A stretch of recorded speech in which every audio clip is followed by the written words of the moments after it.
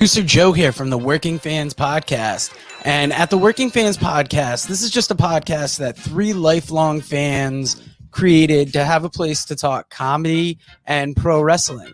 Now, our comedy podcast releases every Tuesday, while our wrestling podcast releases every Thursday. We release bonus episodes under the moniker Working Fans Presents every now and then. You can find us on Apple Podcasts, Google Podcasts, Spotify, Breaker, any major podcast provider. The important thing is just please like, rate, review, subscribe wherever you listen to us. Now, we have started a new thing. We are now on Amazon and Audible. So those episodes release every Monday. And that's kind of going through the archives and just releasing our old episodes into new areas. So if you want to live through the process with us again, take that journey with us again, you can find us over on Amazon and Audible. Now, if you can't get enough of us in the audio form, check out our YouTube. It's youtube.com/C/Working Fans Wrestling Pod, or just search Working Fans Podcast on YouTube. We have the whole archive is up there. And if you listen to the Working Fans Podcast, you are more than familiar with the 531. That is our signature segment where we take your top 5 lists on a particular subject, vote it down to a top 3, and then debate it down to a top 1.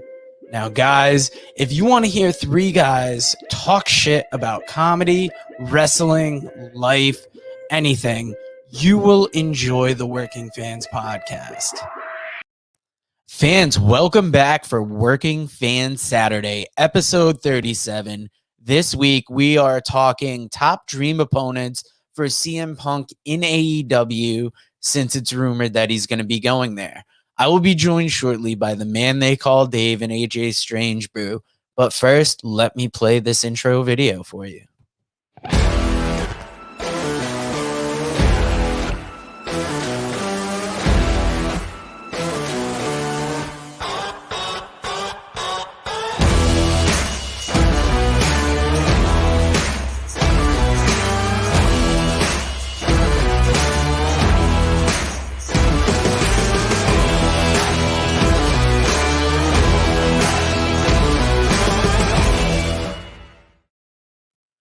Now, AJ, I wanted to bring you in first because you really thought you wanted to pick this week because, one, you're a CM Punk fan and you wanted to talk about possible opponents. So if you want to talk for a minute about why you wanted to pick this, I'm going to go behind the scenes and send Dave an invite to this chat.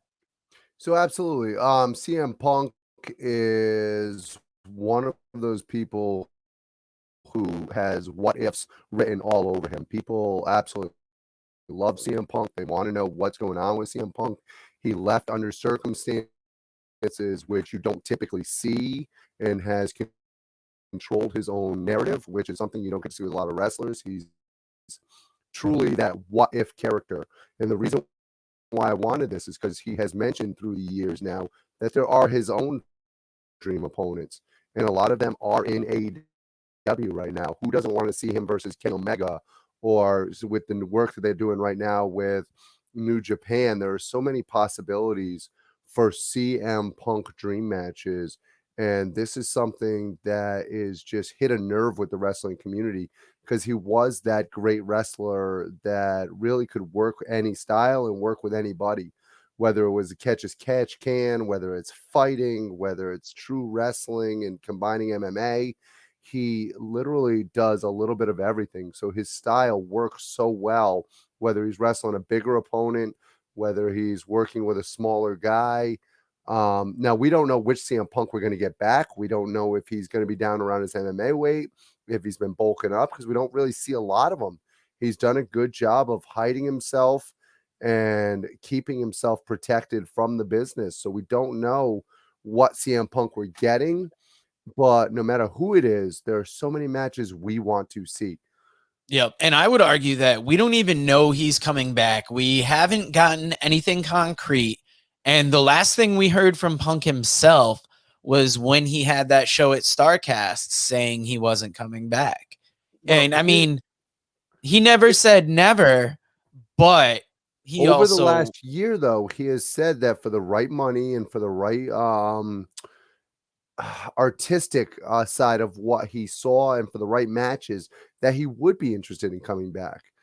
He did talk a lot about different wrestlers and who he would like to wrestle. A couple of them were in the WWE, but a lot of them were not in the WWE.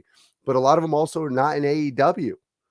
That's so it's interesting to see. Like I said, that link up that AEW has with New Japan opens up a lot of doors for wrestlers who could work through the New Japan office into AEW. So you could see matches that you wouldn't necessarily get a chance to see because WWE is limited. What you see in the WWE is what is on their roster. With AEW right now, because of the Impact, because of New Japan, because they're working with other organizations, you have so many more possibilities. I mean, they even have a working relationship to a point with NWA. So, yep.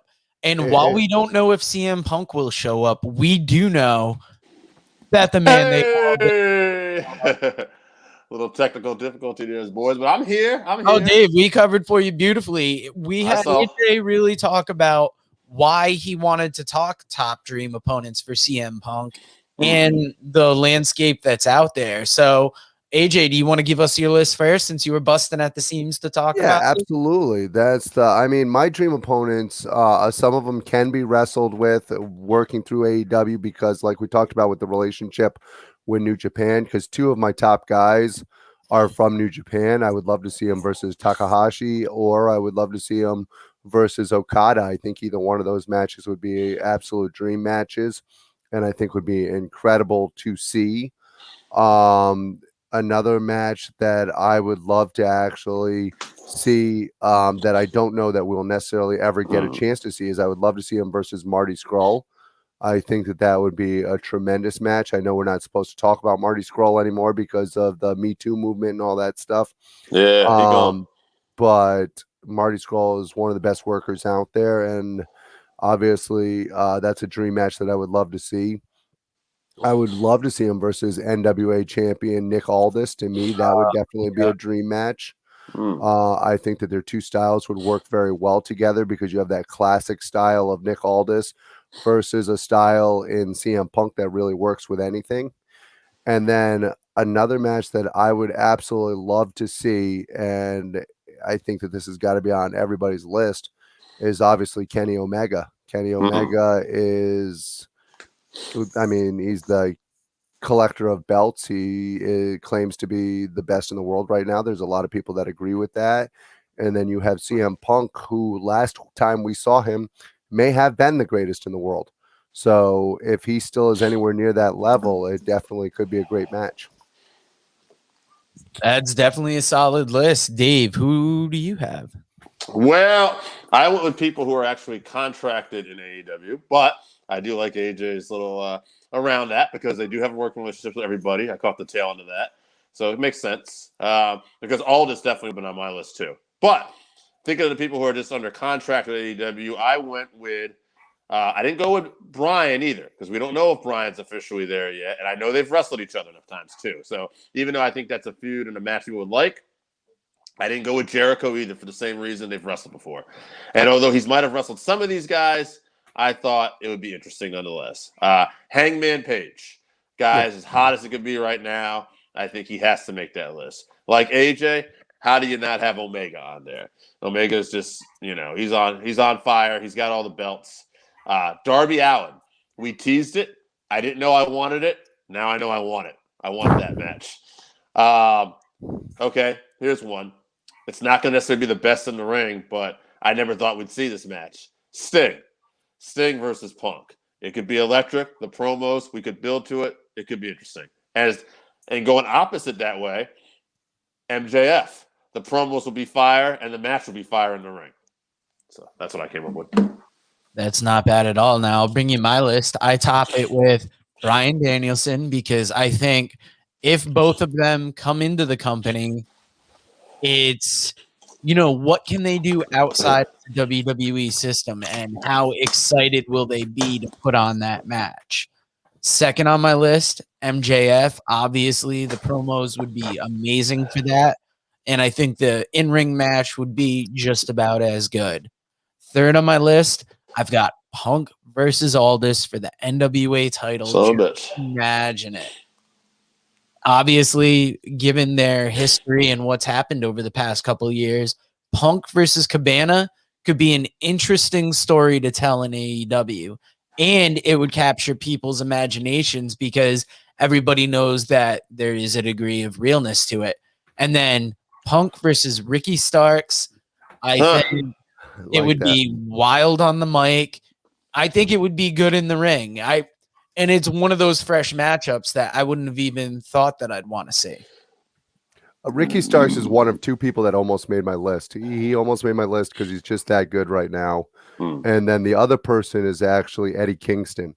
And for the same reason, both of them are just so talented on the mic. I think that it would just be entertaining to have both of them versus CM Punk and have the bombs going off. Now, obviously, MJF made everybody's list.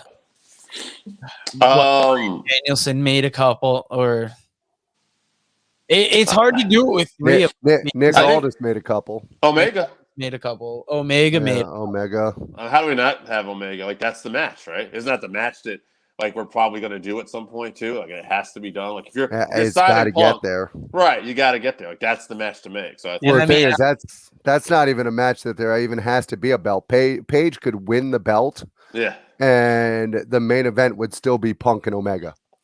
I'm gonna talk a little bit about that in a second. That's right. I'm gonna go long today, bitches. I think Punk Omega has got to be there. I think just because I think me and Joe both had Punk and MJF, and I think you and Joe both had Punk and Aldis. So I'm fine with that as our final three. I would almost knock Aldis out because that is almost hoping, like reaching hoping. It's definitely reaching because there's a difference between borrowing talent and working together and having the NWA champ on. I agree. Yeah. So it's Omega versus MJF, which is the bigger opponent. It's Omega. I love MJF, and don't get me wrong. As I say that, personally, I think I might love the on the mic feud between Punk and MJF a little bit more. But I think the bigger match out there right now is Punk and Omega. I agree 100%. I mean, that might be the biggest match that could happen around the world right now. But are you like me? Would you personally enjoy the MJF one a little more, you think? Oh, absolutely. I like MJF better than Omega. So same. Yeah. I love Kenny. I think he's on fire, but I think and that's not knocking Kenny at all. No, I just think MJF is like great. There's not a better heel right now, I don't think, in pro wrestling than MJF. And that's MJF actually made me look forward to seeing freaking Juventud Guerrero, for Christ's sakes. Which was, I know, right? So let's talk about that a little bit. Because first off, I really enjoyed what Nick Gage and Jericho did. I don't know if you'd want to have it every week, but on TNT anyway. But it was fun to watch the fans actually swiping glass off themselves. So which I guess they had gimmicked the inside because Jericho, I think, had something to do with this match. I don't think he was going to do that. But I think it was really cool. But I think, like you said at the end of that, like, well, I'm sure it'll be fun. But, I mean, you're building, right? Like, we're building. Like, what's the next one going to be? I don't give a fuck about Juventud Guerrera. Am I the only one? I was happy to know he's still alive. Yeah, like, that'd be fun. But it was like, you should have brought out Juvi first. Oh, he's going to have to do something off the top rope. How will Jericho pull that off? Okay, whatever. I mean, I love this show. I've been telling anybody off air, like, I love AEW, what they're doing. But, yeah, you actually picked the one thing. At his current size, all he's got to do is do a splash off the top ropes to freaking Kamala him, do a little belly slap. It almost would have made more sense to have Nick Gage be like that evil boss at the end. Like, you got to survive through this death match. But who knows where they're going? Like, I hope story-wise that whatever's at the end of this makes this weird detour. Wait till you get Jericho in the final match. Now, one other thing, too, I just want to say, this is about AEW because we're talking about it, too. I love the fucking show. I went up to a random guy yesterday that I know who, likes wrestling, and he's a casual fan, and he was big, but he was, like, big into WWE NXT, but he was starting to really enjoy AEW, and I told him, I said, man, AEW's been cooking. He's like, yeah, they have. I love all the shows. He said, but damn, they did my boy Hangman Page dirty. I wanted to see him win. And I thought, you know what? That's interesting that's the reaction because, like, that's kind of how I felt. Like, I watched the show. I loved it. I loved the presentation. But I'm like, I really want Hangman to get this match. And I don't think we're going in that direction right now. I don't think they are either. I think they're making Hangman draw it out. Yeah. Which I hate to say this, is actually the right thing. Maybe. I'm not against that either. But they have to do that right. Now we're playing a balancing act where it's like, I'm like, you're a little like, I guess I want to go the safe route. I'm like, okay, I know he's hot right now, and you haven't fucked this up. Let's go. But as long as they don't pull a Vince McMahon and pull the rug out from underneath them, they should. Right. This is the right way to do it. I don't know. We've heated up and cooled that feud a couple times, and are they just cooling it again now because of the possible CM Punk come in? Because I feel every time they heat it up, it's getting hotter and hotter. Yeah, but you run the risk. We know that. We've seen this before. I'm not saying, again, it really depends. I don't think it'd be. When's that New York show? Is that after All Out? I think so. I think New York's after. That would be the show to do with that, I would say. Yeah, I wouldn't wait till November. You might be able to wait till November, December, but I would prefer. The thing is, if Punk comes in and if Punk is wrestling Darby Allin first, he might not be coming in as a face, which means that it won't be him versus Omega. Right. Well, he's got to get a face reaction if they're debuting him in Chicago. Yeah, I guess. Yeah, I mean, he's gonna. Right. That's no matter who he wrestles, but What do you think about hinting at Punk in Chicago rather than just saying Punk's going to be there? Are you kind of like you wait it out because you want to do the surprise? If even though Punk's not there, that's huge. That crowd is going to shit all over your product. And they've already, I saw on Post Wrestling that they've sold already over 10,000 tickets to that United Center Rampage show. Yeah, which is. You still want more than that, though, for that.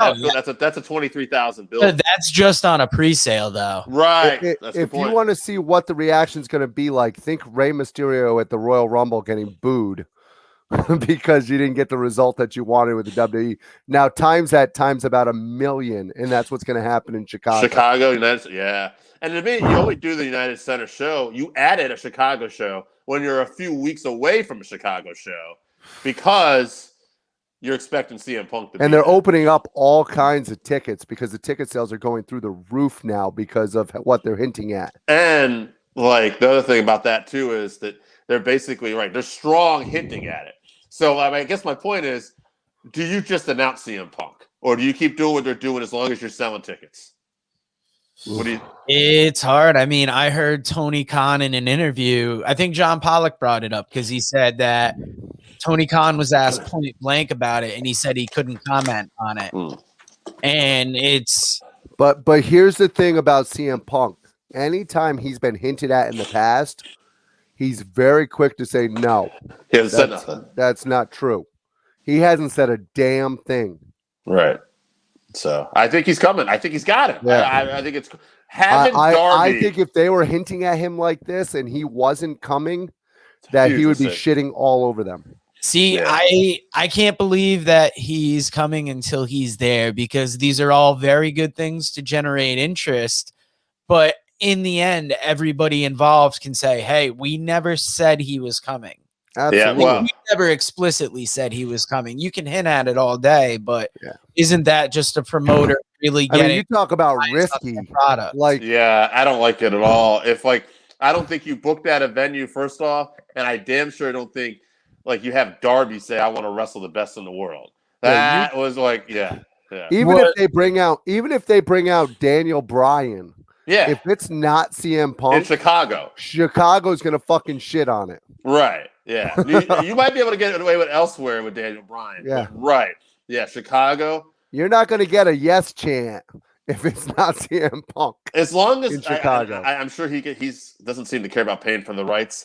You don't do the show any other way, but you open that show with Cult of Personality and CM Punk comes out, and that's how we're starting the show. And the fans are going to go fucking nuts because they're going to be yelling initial right as soon as that fucking show starts. As soon as they start getting in there, they're going to start yelling CM Punk. That crowd is going to be going bananas.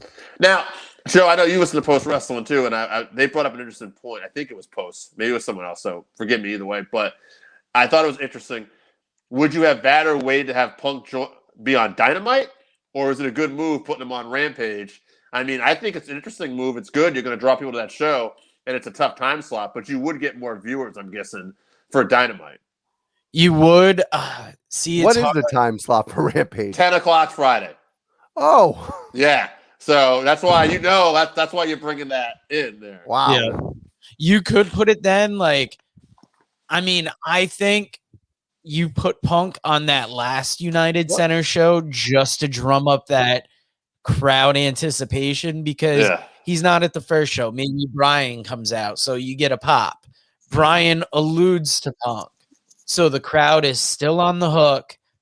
The Dynamite, he still doesn't come out, and then I say at the end of that pay-per-view, Punk comes out. Like, you end the pay-per-view on Punk coming out. Hey, if you're AEW, this is totally random. I'm sorry, I didn't want to say it, but do you buy ad time on SmackDown? Like, essentially, they're your lead-in? Like, you know what I mean? I don't know what it costs to get SmackDown, like, you know, and what that would be, but, like, why not? It's not a bad idea. Yeah. Not a bad idea. Because there are fans out there who probably watch casually WWE who don't know about it, and then you're hinting at CM Punk and you see an ad for Punk. Like, I don't know. I think that would be money well invested. But so I got a question for you, and this is something I haven't heard asked. Punk's not the only wrestler in that family. Oh, AJ Lee. Yeah, I don't know. It'd be interesting to see. I think MJF would. There's only one that people care about, I think. I mean, that might be true. Comes back, but that might be true. But she was a hell of a worker. She was good. I mean, she doesn't have the name or versus Britt Baker. She could be fun in that division. She could add some stuff, but she's not going to create the obviously. That's why you're not hearing anything. I guess you know what I mean. Like, there's not people. Yeah, I mean, obviously, if Punk comes in, that opens the possibility for it if she's open to it. But I mean, I think right now, Punk's the one who everybody's clamoring for. Now, unlike Daniel Bryan, who is the only wrestler in his family. Okay, see what you did there. So yeah, what we were saying. So the lead-in is SmackDown the lead-in for AEW on Friday nights at 10. That's kind of interesting if you bought ad time. But I think it's a lead-in for fans that are fans of both. I think there are people on either side of the debate, like in life, that just will. They're either WWE. Do you think TNT is going to be unhappy if they don't draw the same number that they draw on Dynamite? I think they've got to expect a different number because I think that 10 p.m. time slot. I mean, don't get me wrong. If you get that first show and people believe that CM Punk is going to be there, you draw CM Punk on there, then Punk's maybe you might have a chance to draw at one time, but that's going to be a tough, consistent draw at that time bracket. It is. Yeah. I think they'll do good initially, and then that's going to be their second show. So they're hoping to create interest, and then you have Punk on the second show. But yeah, to continually get people for that time, it'll be interesting. It's going to be and Friday night is Destination Wrestling. Who thought? The funny thing. SmackDown's been drawing some views lately. SmackDown's been a good show lately too. Yeah. Fucking Roman Reigns with that missionary style fucking joke last week, and then John Cena comes back with this week. If you have someone who can do missionary for 2 decades and make it worth interesting, he's like, you keep that person in your life. I thought, you know what? That's funny. Like, these guys are good right now. And that's another big thing. How wild is it that Cena's been hated for so long, yet he's coming back to SmackDown and making it worth seeing? He's drawing crowds, too. Like, there's been discussions, I think, on Wrestling Observer where they talked about they had crowds that weren't going to do as well on live shows. They advertised Cena, and they've gone up now. They've been big shows. And now, if you watch SmackDown last night, they're literally advertising it as the Summer of Cena. And they had him on all the shows. So it's funny. Like, is this the last Summer of Cena? I don't know, but he's kind of wrestling's like last big draw, I think, right now. I'm not saying permanently because I think AEW is still on the rise. But I mean, he's a draw. So here's something I noticed last night. Squad as well. Something I noticed last night that I don't know if everybody noticed. Cena is known for his strength and known for, picking up the big show, doing like the FU, stuff like that. He actually looked like he was struggling getting Corbin up. Well, Corbin's a big boy, and I don't think Cena's been powerlifting in this time away. That's what I'm saying. Yeah. I think he might have let the powerlifting go a little bit. He looked like he's struggling a little I'm there. sure he has. I'm sure he You did. think he's concentrating a little too much on the acting now and not getting doing a little bit of that. I'm sure he's still lifting, but I think he's doing more of that Hollywood style lifting where you got to be a little bit more cut up, a little bit more. He's also hasn't been too quick to peel off that T-shirt and throw it to the crowd. Maybe Corbin sandbagged him too. Just saying. Oh yeah. And by the way, does Finn Balor go from challenging Roman Reigns to now having to face Baron Corbin at SummerSlam? Yeah. Fucking Pat McAfee, by the way, makes that segment. He's like, I'm not a lawyer. I don't know if this counts or not, but it's interesting. You see, John Cena's got his name on it. And dude, I love Pat McAfee. The crowd he doesn't automatically go for the heels. He literally goes for whatever excites him in the segment. Right, like Nakamura's song is going. The crowd is fucking on fire. They're singing Nakamura's music. It sounds like back in NXT when he first debuted. The crowd's going crazy, and McAfee's dancing on the table. He's like, Bobby Roode told me he was going to kill me if I dance, but I can't stop love it. This guy. Yeah, dude, we need good. Quite frankly, we need him on Raw. Yeah, whatever. I'm giving up on that one right now. Although I don't think anything can save Raw. Yeah, but well, so I don't know. I'm interested to see how AEW does in this time slot with the Friday night. It'll be interesting, like long haul, to see like again what happens, like you said when they debut that show. But having Punk on the second ever Rampage, that's good. That's good. Good way to start it. Yeah, it's definitely a great way to do it. But what do you do on the first Rampage to freaking get it fired up to begin with? Yeah. I don't know. I don't know where that one is either, too. So. Yeah, what's going to get people to tune into the first Rampage? I thought the first Rampage was at the United Center. No, that's the second one. Episode really? 2. Yeah. Yeah, I'm pretty sure. So we'll get 12 people to watch the first one and then 1.2 million for the second one. That's fantastic. I don't know about that. We'll see how it goes. I mean, they're on fire right now. Their ratings are great for Dynamite. I'm sure they're going to get some people tuning in for Rampage. Even like I said, it's a difficult time slot. Friday's a difficult time slot to begin with, let alone Did you realize how much of a difference the crowd was going to make with AEW? Yeah, it's like a giant party atmosphere. I was saying this to someone like don't get me wrong. WWE, you watch SmackDown right now, and probably AJ, you're watching Raw. I'm not even as poor as booked as that show is. The crowd is adding so much more to that show. But on AEW, it's a completely different animal. It's like a party atmosphere. It's like people are so. You know who looks bad right now? One of my favorite WWE products is NXT because they don't have the crowd atmosphere that even SmackDown and Raw have. It doesn't look as because they're not back on the road. They still have that same setup every week, and it's just not translating like it did before. The big thing about NXT when it was in its infancy was going out to the smaller venues with the crowds filling the place out and doing a very similar underground thing. And do they not draw getting that right now? Do they draw the houses right now for that to even look as good though? You know what I mean? Like I don't know, because I think they've been hurt. I think going to USA, unfortunately, and going up against AEW hurt them. I think there's a fan base who used to like NXT that it became territorial and it became a team, and NXT was on the opposing end, and unfortunately. Then they got picked apart by Vince, and then there's injuries, and it's just like, oh man. Although the show's been solid lately, it's been the show's been fantastic. Yeah, I love the tag match. Freaking outstanding. I even like Rich Holland. I think Rich Holland looked fantastic this week. Just having Joe back too, like knowing Joe's off the hook. I think Joe's taking the belt. I think they are bringing freaking oh god, why am I going stupid for a second? Yeah, I think he's going up to the Cross is going up to the main roster. Even though he didn't get his rematch with Jeff Hardy because Jeff Hardy got himself a little COVID. Yeah. That's Jesus Christ. He's like, oh, I'm doing the job next week after taking this one off Cross. No. COVID. Post mentioned that didn't even come out through the WWE. Jeff Hardy had a secondary event at a music store, and he wasn't able to meet that obligation. And apparently, that promoter is the one that let it out. Yeah, that's just incredible. That's Keith Lee, job down again this week. Good job, Keith. Someone had to lose. They're going to have him across. We know what the WWE feels, apparently. They're like, all right.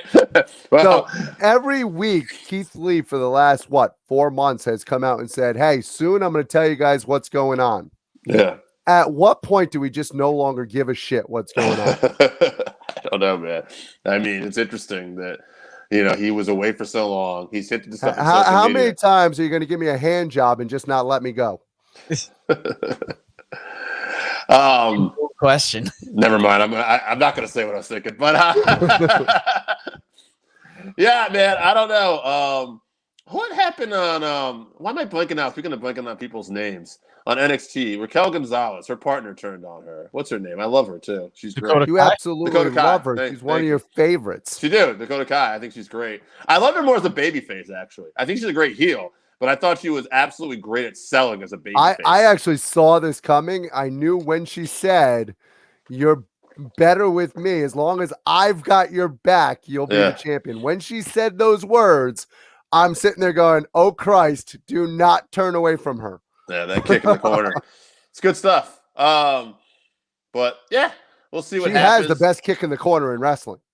I was saying the way to somebody she too. Does that looks like she's taking the person's face off. I was saying to somebody too, like I was watching Impact this week too. I thought it was a fine show, but what's interesting about it, what kept my attention was that literally we had Jay Wright and Chris Bay versus the Good Brothers. So you have New Japan involved in this show.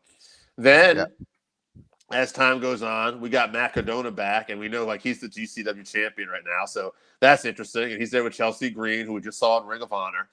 And then like in the main, Kenny Omega's there, and he started talking about his next opponent with Don Callis. And and then Frankie Kazarian shows up fresh off of just being on AEW too, and he's helping the guys out. And I'm like, it's becoming more interesting and more fun just because you have so many different people showing up on this one show. It feels like Impact is the one who's benefiting the most, at least from all these different companies like just showing up. It's working great. Impact is using everybody on the planet to help their product, and it's fantastic. I don't know if it's making a big difference, like rating-wise. I'm sure it has to be from where they were, but yeah, I'd be interested to see like if Impact back on the road, like what they'll look like. An interesting story that I saw this week is a reunion. It's not going to happen in Impact. It's actually happening on an independent show. The Wrestling Revolver. Yeah, you get the Wolves coming back together. Oh, that's not what he was talking about. Now I know it's not what he's talking about. It's fine, but I'm talking about the Wolves. Oh no, I was talking about that. What? It's happening on the same show, the Tales from the Ring. The Wolves. Oh, is it? Oh, nice. Yeah. John Moxley and Sami Callihan are also reuniting their old tag team on that show. Yeah, But I'm a Davey Richards fan, so I saw that announcement probably a week ago. Yeah, that Davey Richards and Eddie Edwards coming back together is absolutely incredible. I was a huge Wolves fan. I bought the Best of the Wolves ROH DVD, and I think I've got a compilation of their TNA matches because the American Wolves, the Wolves, whatever you know them as, amazing tag team, hard hitting, high flying. Dude, I love them. Quite frankly, and this is gonna piss off the internet, so fuck the internet. They both were in their styles when they were a tag team. Actually, reminded me of Chris Benoit, and I absolutely love that hard hitting style. The other team that they reminded me a little bit of was Furnace and LaFon, and I just love that style. Not Furnace and LaFon from WWE, but the actual Japan. Well, they showed hints of that in WWE. Yeah, I know what you mean. Yeah. Now, in addition to everything else we've seen, we didn't bring it up yet, Dave, but Battle Riot 3 occurred, and so much happened on that show. We got new members of LAX, one being a former guest of the show, one being a guy on NWA that I would have said was unremarkable before becoming a part of that group. That whole Battle Riot was insane. I'm forgetting his name now, but Dario Cueto too. I thought he just stole the show. I thought he was so good. Thank you, Cesar Duran. I thought he was great, especially when Myron Reed comes up, and you can swear it because it's YouTube, and he's just like, "Who the fuck are you?" It was so great. He's the matchmaker now in MLW. Yeah. Going to give it an interesting twist. Just a guy who's an actor. Yep, they lined up Injustice versus LAX to start. That is an interesting matchup. You know, one thing we do have to touch up on here, I think. I know what you're going to say. Where the fuck's Randy Osga? Yeah, where the fuck is Randy Osga? But I was wondering, like, AJ, I don't even know if you heard of this because I'm actually surprised you haven't mentioned it. But I guess it's fairly new. Scott sent it to us. Bray Wyatt has been released by WWE. Holy fuck. Oh, yeah. I'm guessing you didn't hear that. Let me just double check that. Hold on, Dave. Breaking news. Bray Wyatt just released from the WWE. Yeah. Because Scott texted us and said, I wonder if the Fiend is still signed, though. So we'll see how that works. But I said he's probably outside AEW saying, let me in. hey, real quick, the thing about that is WWE hasn't used him. No, I don't think they gave a fuck. Okay, actually, it was on a conference call yesterday where people asked Vince about AEW, getting some of their talent and using them and how Vince felt. And I think Vince basically said something as the mic was going off, like, maybe they'll get to use more of our talent in the future. Like, I don't give a fuck. And I thought, man, I hope that's not what he really said, because that sounds cold-blooded as fuck. Like, I'm about to fire some more motherfuckers. I don't give a shit. I might actually go listen to that call because I believe Post Wrestling hosts the quarters earnings calls. How does the WWE not realize that Bray Wyatt was over the way he was? I mean, they've never saw it. Because Vince is doing it through his eyes, and look at what he likes when he puts it out. There's no way he's gonna notice actual talent. Husky Harris, bro. I would like to hear what Bruce Prichard thinks, because supernatural gimmicks are something he's huge behind. Yeah. I thought there were times where what they did with the Fiend was good. There were times when what they did wasn't as good. You ain't gonna get Bruce's honest answer right now. I'll tell you. Not now. He's gonna say. If you do want it, you're gonna have to stick a microphone up Vince McMahon's ass, because that's where his head is. Bruce is gonna be like, he's not connecting with the audience. Well, he's not connected to the audience because you guys job him out every time. Yeah. Wins and losses aren't everything. But the only way you're getting an interview with Bruce Prichard right now is by doing a colonoscopy on Vince McMahon. So it's not fucking. I'll be interested to see where he shows up though. See, like Braun Strowman, right? He gets let go. I don't see him going to AEW, honestly. I don't see AEW chasing him now when everybody else is throwing money at. I mean, you never know. He had very little upside when he was at the WWE. Even when he was booked strong, he didn't look great. And he had one moment. Braun Strowman's a putz. He can go play softball somewhere with Sid Vicious and call it a day. So, but the question is, would AEW be interested in Bray Wyatt? I think there's potential. Yeah, he can talk. He can move. But what does he go under? I think you almost bring him in as a Wyndham. Blackjack Mulligan the third. I don't know about that. Maybe Blackjack Rotunda. He's gonna go in. I don't think he's gonna take that gimmick. No, he can't. That name. He's gonna go in obviously under his name. I don't think you can do the Fiend.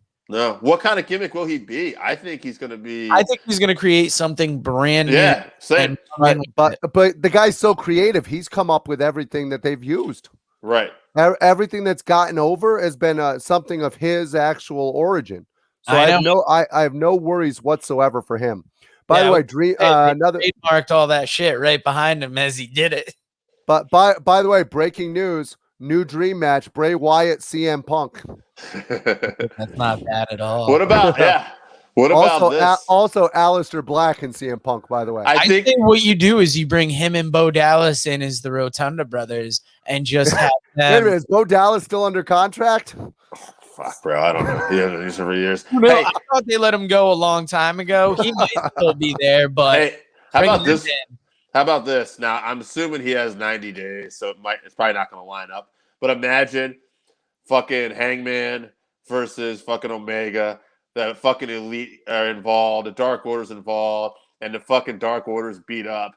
And and then the lights go out. Oh, my God. Fucking Bray Wyatt. Him as a leader a fucking dog. Or, yeah, he fucking takes it. Because you had Brody Lee, who Hangman, and Bray Wyatt was super close to in real life, too. Yeah. And that would probably be the best. Oh my God. That group would suit his sensibilities, and I'm sure he could come up with a new character to fill that. Sure he could. I'm sure they have a lot of fun. Or even start off the way they're going right now and have Hangman stay friendly with the Dark Order. And then bless you. All of a sudden, Hangman's got the belt, and the lights go out, and all of a sudden, the Dark Order turns on Hangman with Bray. By the way, guys, my allergies been bothering me because I've been cleaning up his house for the last few weekends. And Cocaine. Yeah, that's what what's her name said. We'll get into Marie that story. Yeah, great girl. But she was awesome. But anyway, unfortunately though, tomorrow. So we'll see how this goes next week in future episodes. Tomorrow is the debut at my house of the cat. So the cat is coming. And so AJ shaking his head. Some guys will do anything for the pussy. I will say this, AJ. I gave it some thought, some off thought. AJ, we had a cat as me and AJ were been roommates in our lifetime, and we had another roommate who brought a cat, and I remember it a little different. Bronco the Clown. I said, "Oh man," I said, "Yeah, I remember that. It took me a while to get used to it, but then I finally got better." And AJ goes, "No, I think he kept the cat in his room." And it was finally okay. And I said, well, one of us is right. I hope it's me. But I've been thinking about it, and my memory's clearing up a little bit. And I think AJ's actually going to get the nod on this one. I think he did start keeping him in his room. So I might be in trouble. Folks, yeah, this is the same roommate. This might be a new thing. I'm just telling you. This is the same roommate. This is the same roommate that we had who I had to fix the stairs in the apartment because he kept falling down them and breaking them.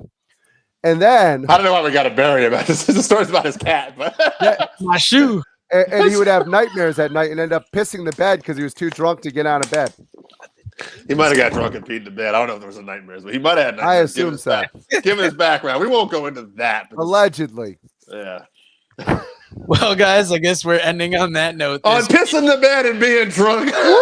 Thank you so much. If anybody, we started it on shit in the bed with Vince McMahon. We might as well end it on pissing the bed. We will make it. Full circle. But guys, we will join you again next week and have a good week.